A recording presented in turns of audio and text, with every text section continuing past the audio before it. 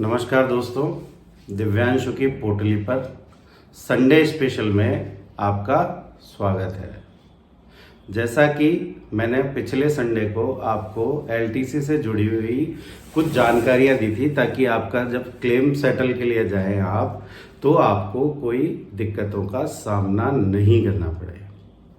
दोस्तों, पिछले हफ्ते जो मैंने सूचना दी थी उसमें मैंने आपको कहा था कि एलटीसी क्लेम सेटल करने के लिए जो पीरियड आपको मिलता है रिटर्निंग डेट से वो 3 और 6 महीने का मिलता है। वो जानकारी सही है, लेकिन स्पेशल कंडीशन में यदि आपने कुछ वजह से अगर आप टाइम पर उसको अप्लाई नहीं कर पाए तो विद एडमिनिस्ट्रेटिव अप्रूवल आपको 3 और 6 महीने की जो है वो टाइम मिलता है। लेकिन ये जनरल कंडीशन में वो 1 या 3 महीने का है। मतलब यदि आपने एलटीसी एडवांस लिया है तो आपको 1 महीने के अंदर अंदर आपको अपना फाइनल सेटलमेंट के लिए बिल लगाना पड़ेगा, और अगर नहीं लिया है तो आपको 3 महीने के अंदर लगाना पड़ेगा। दोस्तों, आज नई जानकारी के तहत एलटीसी में हम फैमिली की डेफिनेशन को डिस्कस करने जा रहे हैं। मतलब यदि आप एलटीसी अप्लाई करने जा रहे हैं तो अपने परिवार के किन किन सदस्यों को आप अपने साथ ले जा सकते हैं। इसमें फैमिली के डेफिनेशन में सबसे पहले आता है स्पाउस और 2 बच्चे। 2 बच्चे कौन? Unmarried son, fully dependent unmarried minor son, fully dependent on parents, और विडो और सेपरेटेड मींस डाइवर्स्ड डॉटर भी इसी कैटेगरी में आती है। यदि आपके बच्चों का जन्म 1 अक्टूबर 1998 का से पहले का है तो आप पे 2 बच्चों का दायरा लागू नहीं होता है। आप 2 से ज़्यादा बच्चों को भी अपने साथ एलटीसी में क्लेम में इंक्लूड कर सकते हैं।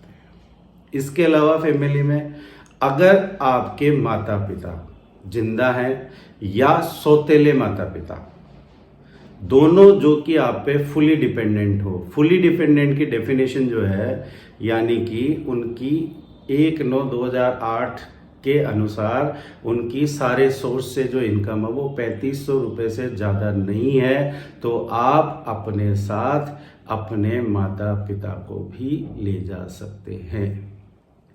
माइनर भाई जो कि आपके माता पिता जिंदा नहीं है और पूरी तरीके से आप पे डिपेंडेंट है, या विधवा बहन या परित्यक्ता बहन जो कि पूरी तरीके से आप पे डिपेंडेंट है, आप उनको भी अपने साथ ले जा सकते हैं।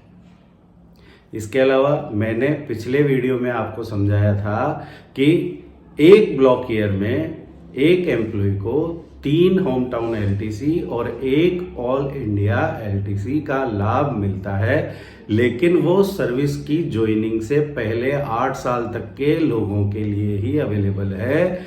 जिनकी सर्विस 8 या उससे ज़्यादा हो गई है उनको एक ब्लॉक ईयर में 2 होम टाउन और 1 ऑल इंडिया एलटीसी का लाभ मिलेगा।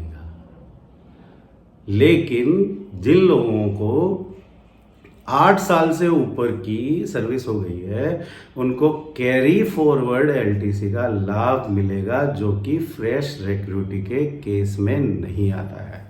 मतलब यदि आपने एक ब्लॉक ईयर में एक ही होम टाउन एलटीसी ले रखी है तो आप अगले ब्लॉक ईयर में इसको कैरी फॉरवर्ड कर सकते हैं और नेक्स्ट ब्लॉक ईयर में आप 3 होम टाउन एलटीसी और 1 ऑल इंडिया एलटीसी ले सकते हैं। एक सवाल और कई लोगों के मन में आता है कि यदि आपने एक ब्लॉक ईयर में जेके एंड नॉर्थ ईस्ट के लिए यदि आप जो है एक होम टाउन एलटीसी को कन्वर्ट करा लेते हैं तो क्या आप दूसरी बार फिर जेके एंड नॉर्थ ईस्ट जा सकते हैं? इसका जवाब है हाँ, लेकिन दूसरी जो एलटीसी होगी वो ऑल इंडिया एलटीसी होगी। मतलब आप नॉर्थ ईस्ट और जेके के लिए आप एक ही ब्लॉक ईयर में 2 बार जा सकते हैं, एक बार होम टाउन LTC,